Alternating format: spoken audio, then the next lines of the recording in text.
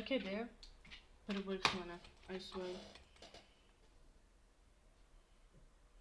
Dabar jau normaliai. Jeigu matote backgroundą duris arba spintą, tai esu susmagus ir naudojusi tokiamis technologijomis. Tai jeigu jums nepatinka, kad nėra solidaus backgroundo, soriukas, aš labai tingiu setupint dabar taip, kad nesimatytų niekas ir būtų solid. Tai šiandien, kai pamatėte iš mano video pavadinimo, aš rodysiu savo lūpdažių kolekciją ir pasakosiu apie lūpdažių istoriją. Aš nežinau, koks oras bus, kai aš įkelsiu video, bet dabar rugsėjo 1 savaitė. Kas daros? Man užteko jau bobų vasaros, aš jau norėčiau atsisveikinti su bobų vasara ir sakyti viso gero, duokit man šalčio. Let it go. Kaip jūs laikote su karščiu?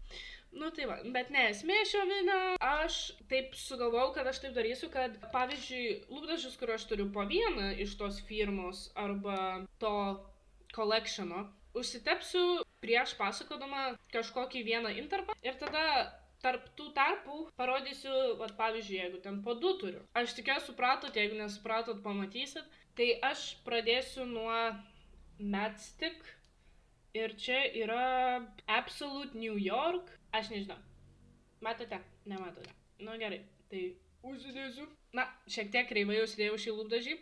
Jis nėra pats geriausias. Nu, mes gali paliodyti. Mes tai taip pat atrodo. Jis man nelabai patinka ne dėl to, kad spalva negraži. Man spalva patinka, bet jeigu matosi, taip, nu, netolygiai pasiskirsto pigmentas. Ir šiaip kvapas kaip vaškinių kreidelių, nu tos, kur labai pigios būna ir visi pradinėse klasėse turėdavo. Pradėkime nuo to, kada lūpų dažai buvo sukurti. Lūpų dažus tikriausiai pirmieji naudojo šumerai. Šumeras istorinis regionas Mesopotamijoje, dabartinis pietų Irakas, būtent ta vieta. Ir Indo slėnių žmonės, jie buvo dabartiniam Pakistane. Tai vyrai ir moterys išrado lūpų dažus. Ir kada jau iš to, kad Mesopotamija ir ten šumerai ir Indos slėnis, jau galima spėti, kad seniai, tai maždaug prieš 5000 metų, tai yra 3000 metų prieš Kristų. Ir šumerai smulkindavo brangakmenius ir juos maišydavo su kokiu nors aliejumi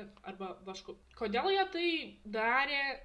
Tikėtina labiausiai, kad tiesiog dėl grožio. Nusiėmiau jau tą lūpdažį ir dabar parodysiu 2 lūpdažiukus. Čia vieni iš mano pirmųjų lūpdažių. Net nežinau, kokia čia kompanija. Tik jos matosi. R.L. de Young.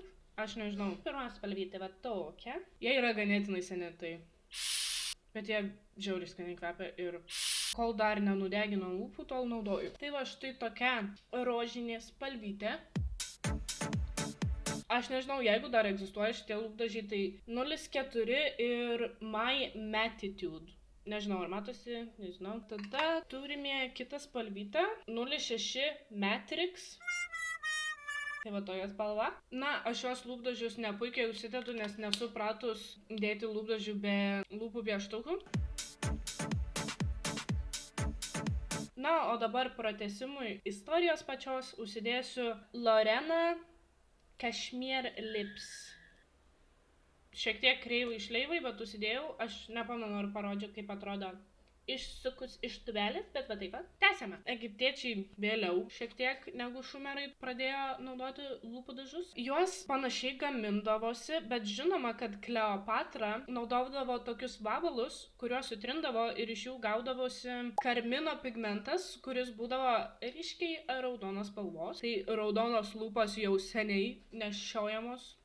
Ikoniška. Ir būtent egiptiečiai tikėdavo, kad jų visos makiažo priemonės, net ir lūpų dažai, turėjo kažkokių gydomųjų galių. Dabar parodysiu štai šiuos 2 lūpų dažus ir kadangi sekanti pastraipa ganėtinai trumpa, vieną lūpdažį uždėsiu ant apatinės lūpos, kitą lūpdažį ant viršutinės. Abu lūpdažiai iš Nikso. Vienas yra Ace, kuris atrodo štai taip. Kitas yra Stafalų, kuris atrodo štai taip. Kreivai šleivai, vat, užsidėjau abis spalvas, aš keistai kalbu, nes bandau jų nesumaišyti. Tai čia yra Ace, čia yra Stufu. Sekantis lūpdažis būtų šis, kuris turi tik šitą ir čia užrašyta Color Sensational The Mattes. Tai aš nežinau, ir yra parašyta, vat, apačioj 30 Concrete Jungle Powder Matte / Ultra Matte Jimmy Paris. Tikrai blogai perskaičiau. Tai vat būtų štai toks lūpdažis. Na, lūpdažis irgi nėra vienas iš geriausių, šiek tiek sunku tą spalvą padaryti tolygią, bet su kokiu nors lip lineriu visai normaliai tikrai atrodo. Tai dabar pakalbėkime apie kinus. Tai kinai taip pat gamindavo lūpų dažus maždaug prieš 1000 metų, naudodavo bičių vašką, bet kokį pigmentą ar naudodavo tada. Pigmentą labai aš nesu įsitikinus, vat būtent kai tik pradėjo, nes neradau informacijos, ar vat kai tik pradėjo, tikrai būdavo kažkoks pigmentas ir koks jis buvo. Jų tikslas nešioti tuos lūpų dažus buvo, kad apsaugotų jautrią lūpų odą. Dabar parodysiu štai du lūpdažius Revolution abudu. Ir vienas yra Ruby Red, o kitas yra Heart Race. Tai pradėkime nuo Heart Race. Tai tokia vaspilvyta. Tai vat štokia. Tai vat štai tokia nude spalva. Man realiai labai patinka šis spalva. Man, honestly, nuoširdžiai, man patinka concealer lips. Nušaukit mane, nežinau, bet man patinka. Ir čia tokia, tikrai nėra concealer lips, bet nėra labai tamsi ir nėra labai šviesi, bet šiek tiek duoda tokį concealer lips vibe. Ir beje, aš šios lūpdažius gavau iš Revolution advento kalendoriaus, kuris buvo praeitis metais. Dabar štai šis spalvytė. Na, irgi netiesiausiai jūs įdėjau, bet... Na, taip susiklostė, kad dar vienas raudonas lūpdažis. Čia yra Maybelline New York. Jis atrodo va taip, šiek tiek naudotas. 382 Red For Me. Su tokiu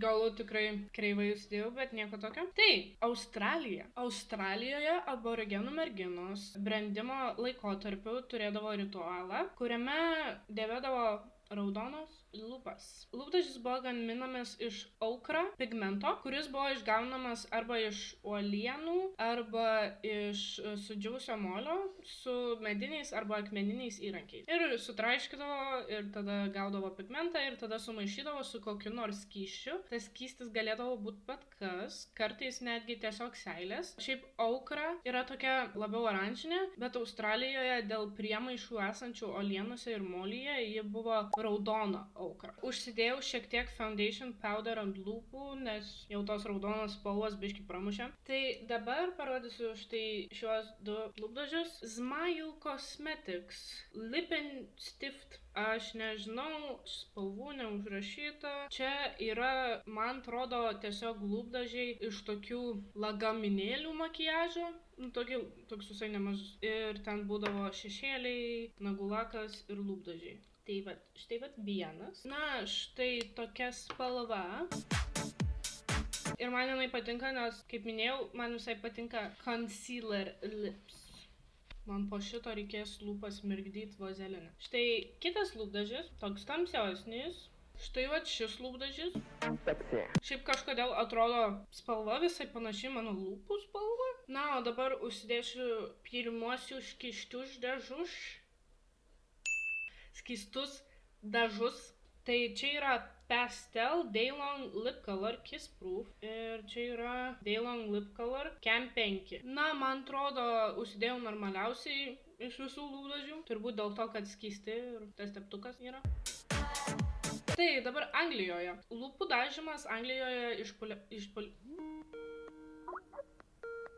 Lūpų dažymas Anglijoje išpopuliarėjo 16 amžiuje. Tai karalienės Elžbietos I laikais buvo populiarios raudonos lūpos. Tuo metu lūpų dažai, kaip ir daug kur, buvo gaminami iš bičių vaško, bet toks įdomesnis ingredientas buvo gaminama iš augalų, raudonų augalų, kuriuos arba sudžiovindavo, arba skystį išgausdavo iš jų, tokį raudoną. Ir lūpų dažus dėvėjo tik aukštesnės klasės moterys ir dar galėjo dėvėti aktoriai. Tai šiandien jau yra kita diena. Kaip karšta, vis dar. Tęsėme toliau. Dabar bus ilgiausias intarpas iš visų, kadangi turiu 4 spalvytės iš tos pačios kolekcijos. Visi šie lūpdažiai yra Nikso ir aš juos prieš kažkiek metų iš advento kalendoriaus gavau. Tai pirma spalva yra Natural. Matosi, kad naudotas. Sunkiai užsidėti sekės, bet labai šiaip fainai spalvyta. Sekanti spalva yra Whipped Caviar. Šitas atrodo daug geriau negu anas. Na, irgi šiek tiek kreivai šleivai. Pamiršau su anu tai padaryti. Dabar trečia spalvytė. Perfect Red. Atrodo štai taip. Irgi matos, kad naudota ir vos laikosi tubelėje, tai aš atsargiai bandysiu. Na, šį lūpdažį labai kreivai įsidėjau, bet nieko tokio. Na ir paskutinė spalvytė iš visų šitų 4 lūpdažių vadinasi Siren ir atrodo štai taip. Visai naudota ir išsilaikius spalva. Na, bandžiau pataisyti, bet vis tiek kreivokai, tai vat štai spalva Siren. Tokia tamsi, tokia berda. Dabar šiam pasakojimui užsidėsiu Golden Rose Long Stay Liquid Matte Lipstick ir spalva 20. Štai užsidėjau šį lūpdažį. Tai dabar pakalbėsiu, kada pirmieji modernūs lūpdažiai buvo sukurti. Tai jie buvo sukurti 1884 metais, kai Guerlain. prancūzų kosmetikos firmos darbuotojas ėjo gatve, užsuko į žvakių parduotuvę ir jam kilo geniali idėja. Žinot, tas žvakės tokias cilindrinės, bet plonas, tokie kaip pagaliukai, kaip ir, pagaliai jau tokie labiau. Tai jam kilo idėja, kad galima galbūt lūpdažį panašiai padaryti. Tai šie lūpdažiai buvo padengti šilko popieriumi ir ingredientuose jau atsirado daugiau dalykų negu aliejus arba vaškas su pigmentu. Tai buvo elniaus lajus, riebalai, ricinos aliejus, bičių vaškas, na ir kažkoks pigmentas. Šio lūpdažio pavadinimas į anglų kalbą įsiverčia Forget Me Not, lietuviškai kaip ir būtų Nepamiršk manęs. Tai prieš šio lūpdažio sukūrimą žmonės iš tikrųjų nelabai kur turėjo įsigyti lūpdažių ir turėdavo pasigaminti patys.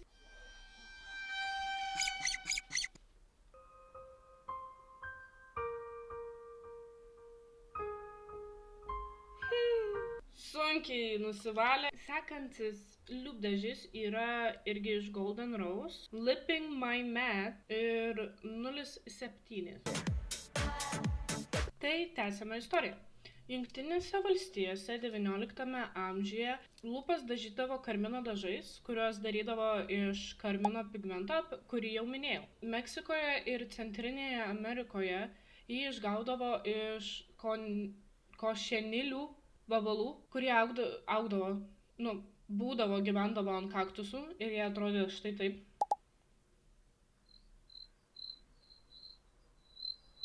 Nežinau, man nelabai patinka, nevilioja, kaip jie atrodo. Tai aš juos minėjau jau, kai kalbėjau apie Kleopatrą. Tiesiog pasakiau, kad vabalai. Nežinau, kad bus šita dalis, kai detaliau pasakysiu.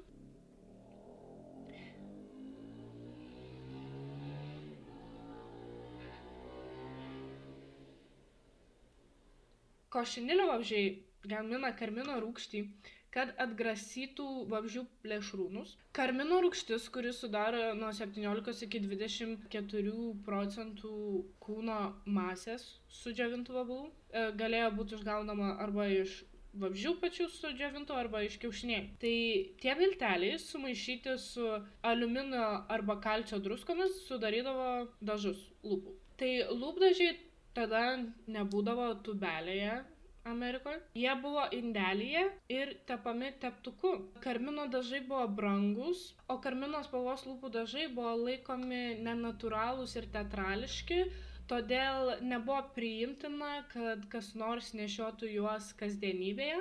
Dažniausiai šios lūpdažius nešiodavo aktoriai ir aktorės. Tai sekantys lūpų dažai yra irgi Golden Rose, Long Stay Liquid Matte Lipstick ir spalvos numeris 13. Tai iš tai užsidėjau lūpdažį. Toks šiek tiek concealer lip vibe. Tai toliau. 19 amžiaus 80-metyje tik kelios aktorės nešiodavo lūpdažius viešumoje Amerikoje. O 19 amžiaus 90-ųjų dešimtmetyje karmino dažai buvo pradėti maišyti su aliejumi ir vašku ir tai duodavo šiek tiek natūralesnę spalvą, ne tokią ryškę. Ir ši natūralesnė išvaizda buvo labiau priimtina tarp moterų, tačiau vis tiek dar nebuvo lūpdažiai labai išpopuliarėję. 1912 metais lūpdažius Amerikos moterys pradėjo laikyti priimtinais, tačiau New York Times rašė, kad reiktų būti atsargioms. Darosi labai sunku nuvalyti, tai nesu įsitikinus, kad baigsiu rodyti visus lūpdažius, nes mano lūpos šiek tiek miršta. Aišku, aš dar turiu ir daug lūpų pieštukų skirtingų, bet truputėlį būtų labai ilgas video. Tai aš dar turiu irgi iš advento kalendoriaus Revolution 2 spalvas. Turiu Golden Rose 2 spalvas. Aš nežinau, ar jūs esat matę, bet anksčiau būdavo pirkti Lidle tokie lūpdažiai ir būdavo ir lūpų pieštukai tokie ir tada dar ir lūpų blizgiai. Ir tada dar šis Matte Me Ultra Smooth Matte Lip Cream. My Skin, My Shade, My Makeup, sleekmakeup.com, bet jis šiek tiek jau yra senas ir nelabai gerai, kaip čia ant lūpos pasirodo. Ant lūpos atrodo. Ir dar turiu Jeffree Star lūpdažį Mushroom Ocean, kurį man padovanojo. Tai aš manau, kad užsidėsiu šitą. Labai sorry, kad neparodau visų iki galo spalvų, bet štai galiu parodyti. Vat yra Golden Rose 1 lūpdažis. 02 Warm Kiss. Jis toks visai panašus į šitą, kurį ką tik buvau užsidėjus. Gal šiek tiek truputį labiau rožinį atspalvį turi. Tada 03 Rosewood. Jis toks rožinis, bet šiek tiek nude. Nėra visiškai rožinės spalvos. Tada Revolution Fiery Red. Šie lūpų dažai tokie raudono, bet su labai matomu oranžiniu atspalviu. Man spalvotai labai graži. Ir tiesiog raudonė Seductive Red vadinasi. Atrodo štai taip pat. Labai sorry, kad neparodysiu visų, bet sakau, mano lūpos baigia nukrist ir aš noriu nufilmuoti šitą video jums. Tai užsidėsiu šį Jeffree Star lūpdažį. Man šis spalva, kad ir daugam gali būti, kad labai keista, man labai patinka. Ir kadangi jis yra mano naujausias lūpdažis ir jį man padovanojo, aš manau, kad likusiai video daliai užsidėsiu jį. Jisai holografika, aš nemačiau, omuga. Na ir paskutinis šiandienos lūpdažis, kurį užsidėsiu ant lūpų.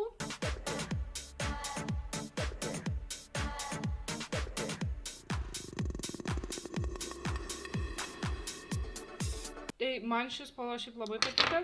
Aš žinau, kad nėra labai daug žmonių, kurie yra mėgėjai tokių crazy spalvų, bet jeigu kam nors patinka, tai dar pakartosiu Mushroom Ocean. Šiaip nepigus lūpdažis, dėl to ir dovanų gavau, o ne pati pirkau. Tęsime toliau. Tai nuo 1915 metų lūpdažiai jau Amerikoje buvo pradedami parduoti cilindriniuose metaliniuose indeliuose, kuriuos išrado Maurice'as Levi. Turėjo pastumti mažą svirtelę, kuri buvo tubelė šone, kad į viršų įstumtų lūpų dažus. Nors Europoje panašūs lūpų dažai tokiuose indeliuose jau buvo parduodami masiškai nuo 1911 metų. 1923 metais pirmąjį pasukamąjį cilindrinį indelį užpatentavo Jamesas Bruce. Nepilnas čia vardas. Jamesas Bruce Mason jaunesnysis. Moterims pradėjus nešioti lūpų dažus nuotraukoms, dėl fotografijų lūpų dažai pradėjo populiarėti labai ir tapo priimtini tarp moterų. Elizabeth Arden ir Estee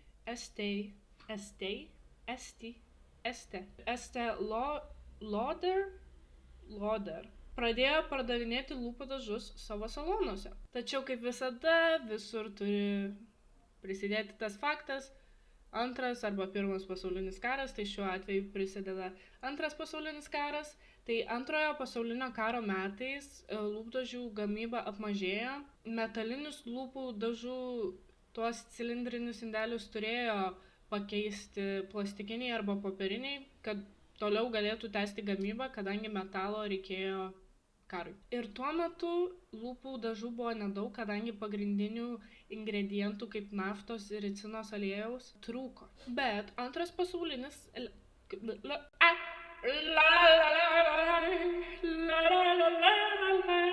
can't you see I my body when to be together Gerai. Bet antrasis pasaulinis karas leido moteriams dirbti inžinerijos ir mokslinių tyrimų srityse. O ketvirtojo dešimtmečio pabaigoje Niujorko ir Naujojo Džersio chemikė Hazel Bishop sukūrė pirmuosius ilgai išliekančius lūpų dažus, vadinamus no smear lūpų dažais, arba kaip lietuviškai no smear. Nežinau kaip išversti, kad gražiai skambėtų, bet, žodžiu, kad neįsitepia lūpų dažai pavadinamas. Ir 1984 metais MAC kompanija, kuri vis dar yra, čia buvo mano kaulas, du novatoriai, Frankas Toskanas ir Frankas Angelo, išrado pirmąją pasaulyje matinių dažų formulę. Mano mėgstamiausia. Iš mano kolekcijos nepasakytum, kad aš labiau matinę lūpų išvaizdą mėgstu negu blizgę, nes aš lūpų blizgių daug turiu. Lūpų blizgių nerodžiau šiame video, kadangi kalbu apie lūpų dažus. Gerai. Ir kita lūpų dažų forma be vaško, pusiau ilgai išliekančią skystą formulę. 1990-aisiais tiktais išrado Lip Ink International kompanija. Tai pagalvojus, skysti lūpų dažai netaip ir ilgai yra, 34 metai. Aišku, galima teikti, kad ten senovėje lūpų dažai skysti galėjo būti, jeigu ten su aliejum maišydavo ir taip toliau. Bet tokie modernūs, tik tai 34 metus, nedaug. Tai šiandien viskas. Labai ačiū, kad žiūrėjote mano video. Ir jeigu tu peržiūrėjai visą mano video, kas tau negerai? Trūksta vieno. Rūksta numai palei šaltinėlį, susikaupę vyrai dirba vardas.